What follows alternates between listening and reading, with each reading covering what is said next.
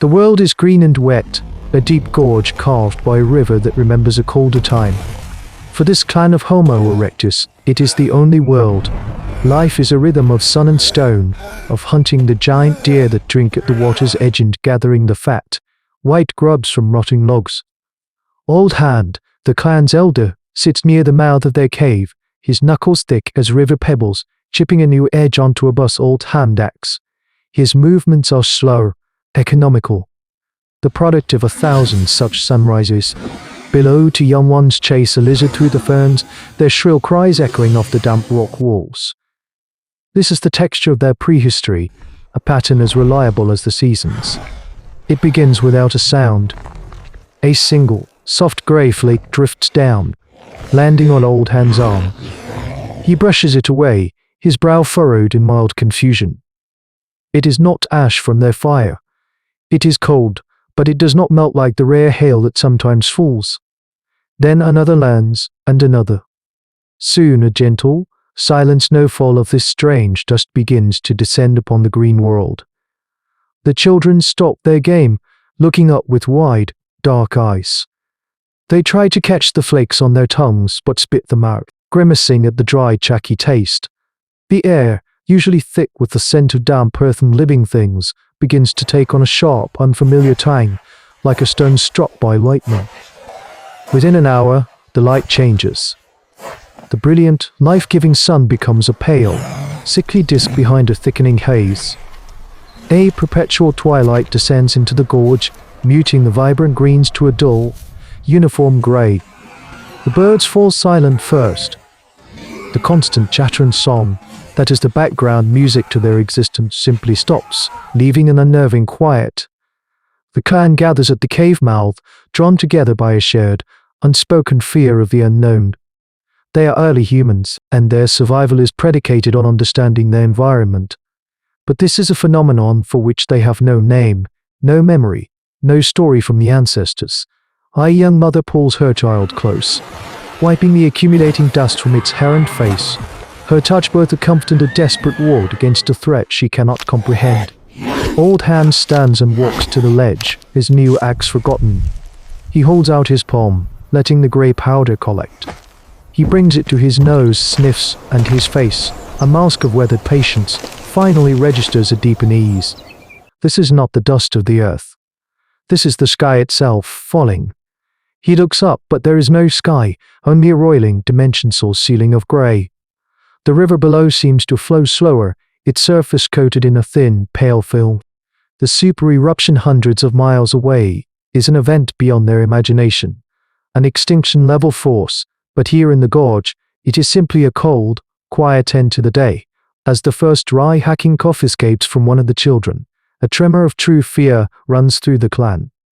The world is not just changing, it is becoming poison. The grey snow does not stop. Day bleeds into a perpetual, suffocating dusk. The world of the gorge, once a symphony of life, is now a silent tomb under a blanket of volcanic ash feet deep. The river is a sluggish, grey slurry. The ferns and trees are skeletal things, their leaves suffocated and heavy, snapping under the weight. The very air is an enemy, a fine grit that invades the mouth. The eye-racking cough is now the only sound in the cave, a constant, painful rhythm that speaks of a slow internal death. The weakest, a newborn and one of the oldest males, have already gone silent, their chests no longer rattling with the effort of breathing, their bodies like covered by a hastily piled mound of skins, a futile gesture against the all-consuming dust. This is a chapter of hominid history written in agony, a stark lesson in environmental collapse from a time before humans had a name for it. Old Hand knows they cannot stay. To remain in the gorge is to be buried alive, to slowly choke on the dying world. His intelligence, honed by a lifetime of observation, sees the only path. It is not forward or back, but up. He gathers the survivors, his gestures sharp, urgent. He points with his chin towards the sheer cliffs of the gorge, a vertical landscape they have only ever seen as a barrier. A tremor of fear passes through the small group. The climb is a desperate, perhaps impossible gamble, but the rasping cough of a small child settles the debate. The slow death below is a certainty. The quick death on the rock face is only a possibility. The ascent is a nightmare. Every handhold is coated in a slick, powdery layer of ash. Feet slip on ledges that should be solid. The world becomes a vertical treadmill of grey despair. They climb in a single, silent line, the stronger helping the weaker, a chain of shared desperation. The air thins as they gain height, and a new torment begins. Each breath is a fire in the chest, a gas that brings no relief. The lack of clean oxygen, the beginning of hypoxia, makes their limbs feel heavy as stone, their thoughts slow and muddled. They are ancient humans pushing their bodies past every known limit, driven by the most basic command to live. A young male, his lungs already damaged, loses his grip. He falls without a sound, a brief, dark shape swallowed by the grey below. No one looks down, they cannot afford to. An old woman, the mother of old Han's mate, begins to falter. Her coughs become wet, violent spasms that shake her entire body. She clings to the rock, unable to move, her breath a ragged, liquid noise. Herd Alter tries to reach down to pull her up, but she has no strength to spare. The clan stops, a fragile line suspended between a dead world and an unreachable sky. A hard choice hangs in the thin, toxic air. To wait for the old woman is to die with her. Old Hand looks into his mate's eyes, and in that shared glance, a terrible, necessary understanding passes. She turns her face upward, her expression a mask of grief, and continues to climb. Old Hand follows, nudging his grandson forward.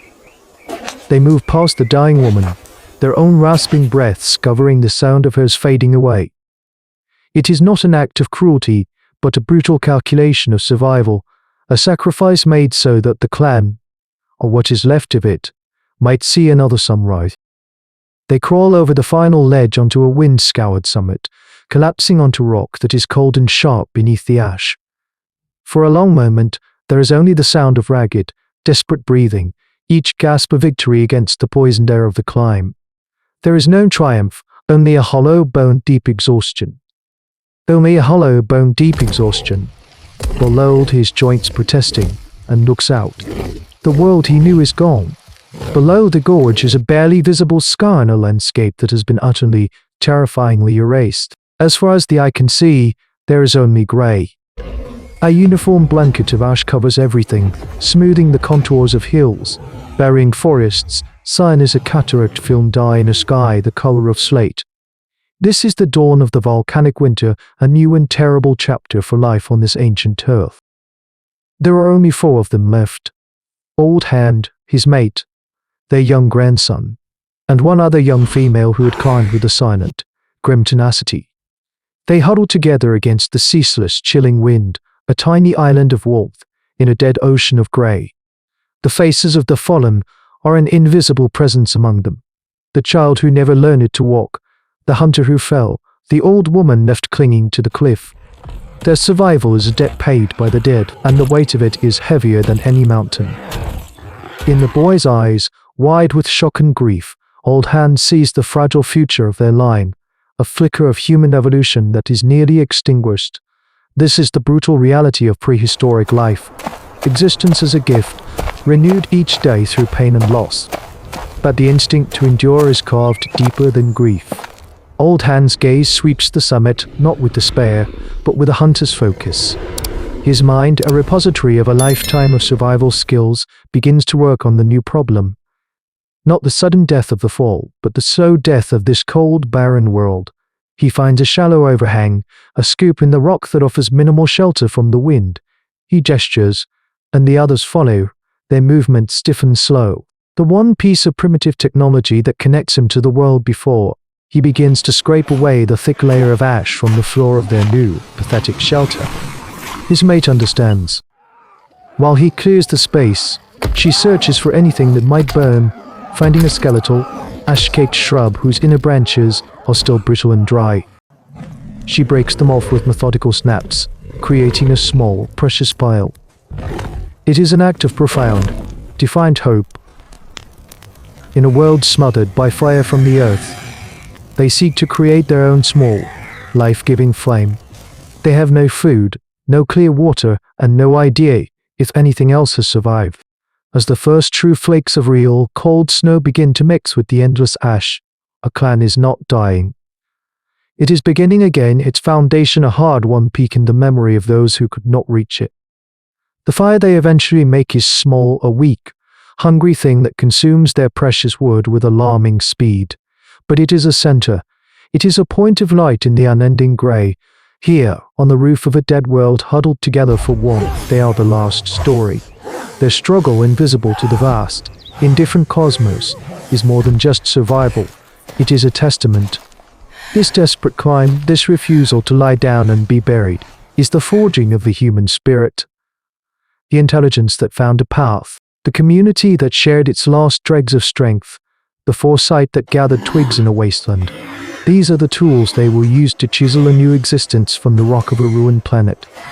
This is the moment the blueprint for our own improbable ascent is redrawn, not in a verdant paradise, but in the heart of an apocalypse, fueled by loss and an audacious, unreasonable will to see the next sunrise.